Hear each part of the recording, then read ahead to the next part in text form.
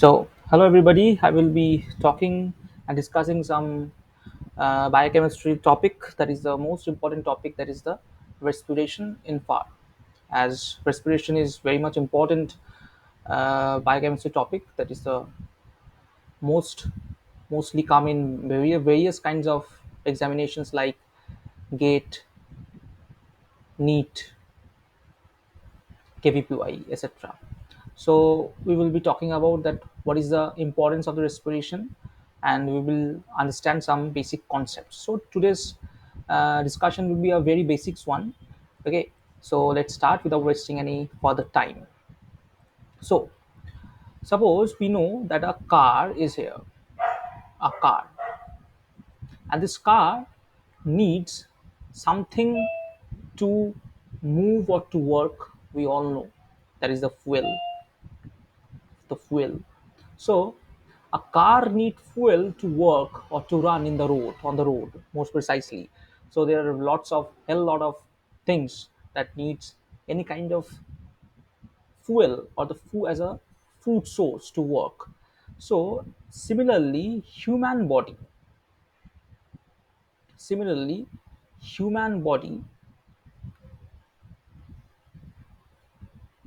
also needs ATP for their purpose of doing work. So how this ATP comes from? So this basically determines the process of respiration. Respiration is nothing but to understand the biochemical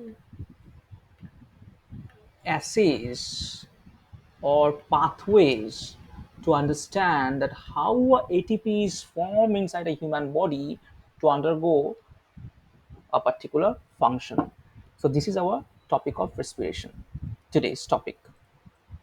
So this is a basic concept of respiration. I hope that everybody know that what is the respiration is, and without wasting not sort of time in this kind of topic, let's directly move into the concepts, and we will see the concept area as well as what is the scenario coming.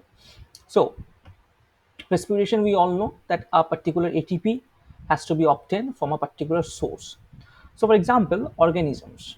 So let's come with the organisms. So there are two kinds of organisms which are capable for generating ATP of their own, and there are other organisms also who are not capable of generating ATP of their own. So the organisms who are capable for generating ATP of their own are known as the photosynthetic organism. Synthetic organism. And the organisms who are basically not capable of generating ATP is known as the non-photosynthetic organism. Jani, we all know non-photosynthetic organisms. So who are the non-photosynthetic organisms? They are nothing but human beings, for instance. They're nothing but humans and other eukaryotes. And in case of photosynthetic organism, that is the bacteria, plants. So we all know. So first of all, what we have decipher is that what is a respiration, what is the new need. Respiration is the process of how the formation of ATP is forming inside the body to undergo some work by the organisms. And on the depending upon the organisms, that one kind of organisms who are capable for generating ATP of their own, that are known as the photosynthetic organisms, and the organisms who are not capable of their generation of their ATP of their own is known as the non-photosynthetic organisms. So these are very basic concepts. I hope you people all know. So let's moving on to the direct from the exam point of view. So the organisms who are capable or non capable, that is not the main thing. But we all know our main respiratory gas are oxygen. So if I am able to gain ATP from any particular source, it may be any source, X, Y, Z, any source, on the presence of oxygen, this is known as this process is known as the aerobic respiration. And if another organism who are capable of utilizing the source on the absence of oxygen is known as the this process is known will be known as the anaerobic respiration. That's it for the day. So respiration is kind of two types. One is the aerobic, another one is the anaerobic. The in presence of utilizing ATP from a particular source is known as the aerobic respiration, and utilizing ATP from the another source in the absence of oxygen is known as the anaerobic respirations. So the question may become that we know that source are there. Who is the source? Nothing but we know ultimate source of every the most simplest source of utilizing ATP is the glucose molecule. It is the most simplest form of carbohydrate and most simplest form of nutrition by which we can generate or gain ATP. We all know. So, if something is being break down, this glucose is being break down to form ATP, and this ATP is being utilized by the organism. So, this is our main motive. So if this ATP, this glucose, that is the C6H12O6, is basically catabolized on the presence of O2, that is a 6O2, yields us 6CO2 plus 6H2O plus energy, and this energy is approximately 7 kilocalorie, and this energy is being utilized by the organisms for the purpose of their work and development or growth and development, whatever you say. So this is our main functions. So this is basically a aerobic respirations. So the organisms who are dealing with the anaerobic respiration, that is our not main concern, because we will not deal with that. We will be dealing with the aerobic respiration. So who does the aerobic respiration? Mainly the human beings or other higher eukaryotes onto the stage. Fine. So we have come to whatever we have come, that what is a respiration we have understood is a process of breakdown of something from a process of breakdown of glucose, most precisely glucose, to obtain energy. Next we have understood that what is the types of respirations, that is the aerobic and anaerobic. Next we have understood types of organisms who undergo respiration on the presence of who have their capacity or to produce their own ATP, that is known as the photosynthetic,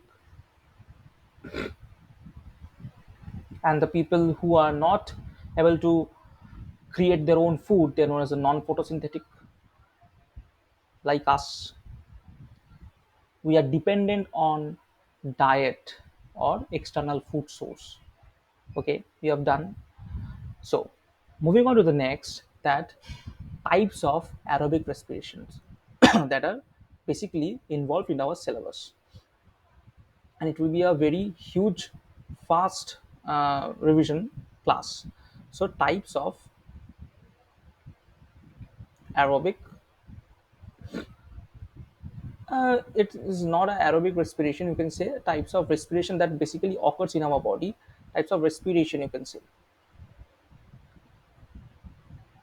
So the most famous process is known as the glycolysis, and it is also known as the Emden Meyerhoff pathway. Next is the citric acid cycle, and last is the oxidative phosphorylation. So this is the main three processes through which a particular ATP is generated. So for the purpose of information, through this glycolysis, we generate about 30 or 32 ATP molecules. Why 30 or 32? We will be discussing in the upcoming lectures. So this 30 or 32 molecules are being utilized by the organisms for further growth and development purpose. So next we will be moving on to the sites, the location of each of the processes, because it's important in any kind of augmentative exam, as well as it may be come in the formation of as the following, or SAQ or MCQ also. So let's move. And what are the sites of these processes? So for easier to you understand, I will be break down this particular site's location on the basis of two organisms. One is the prokaryotes, another one is the eukaryotes. So in case of glycolysis, next is the citric acid cycle or the TCA cycle. Another one is the oxidative phosphorylation.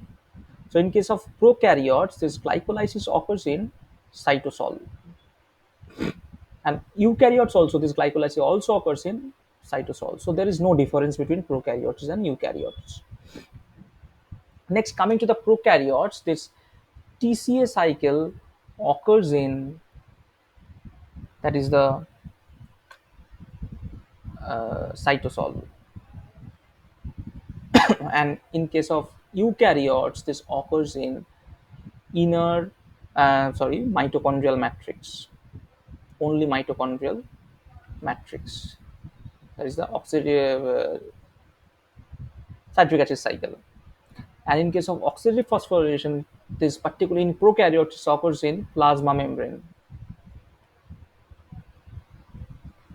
And in case of eukaryotes, it occurs in inner mitochondrial membrane. So this is very important as the locations are different of different organisms. It is a very huge kind of question area for every competitive examination. And even I was going through the previous year questions of gates of the biotechnology. I have found these questions to come and repeat from by generating permutation and combination. So in the next lecture, we'll be discussing about this brief process of this glycolysis, what is the site of the glycolysis, and we will see about what are the mode of mechanism. So till then, thank you.